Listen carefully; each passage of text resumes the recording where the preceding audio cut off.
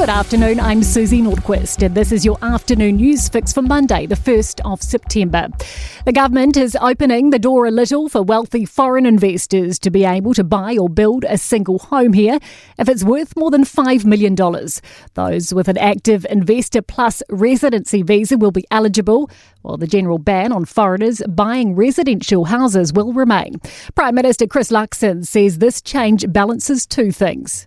Between those who do not want foreign ownership opened up by driving speculative property investment and the desire to attract high net worth investors by deepening their connection to our country in order to help grow our economy. And the law will be passed by the end of this year.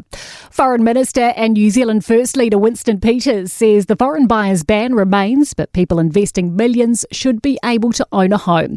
He says the minimum value requirement excludes more than 99% of homes and it won't impact the wider housing market. The Grey District Council has called in the police after online threats to councillors, including references to assassination and torture.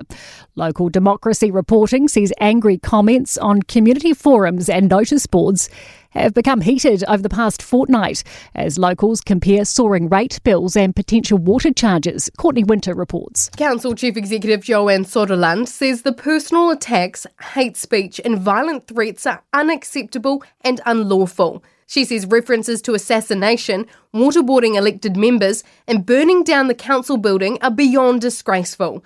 The council's filed an official complaint and asked police to investigate. It's make or break for our smaller airlines as the government pushes to keep them going. It is backing at-risk regional air routes with up to $30 million in loans from the Regional Infrastructure Fund. Cabinet has also approved funding for digital upgrades that will integrate regional bookings with the platforms of major carriers.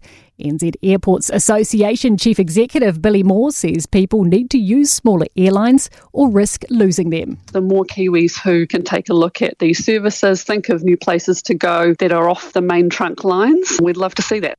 The number of new homes consented in the year to July was down 0.1% compared to the previous year. Consents for standalone homes rose 1.7%.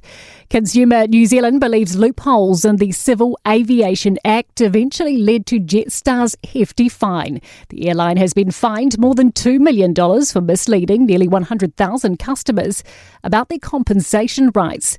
The breaches were in regards to compensation for flight cancellations and delays. Consumer NZ's Jessica Walker says at the moment passengers just rely on airlines to do the right thing. But actually airlines are legally required to tell us our rights. To sport now, and earlier than expected All Blacks recall for Leicester Faing A'anuku. The 7-test wing has been called into camp ahead of Saturday's showdown with the Springboks at Eden Park.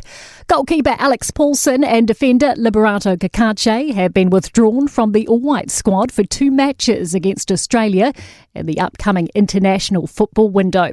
The Tactics have signed former Pulse shooter Amarangi Malasala to their squad for next year's ANZ Premiership. I'm Susie Nordquist and that is your latest news fix. We'll be back with the next update tomorrow morning from the Newstalk ZB newsroom.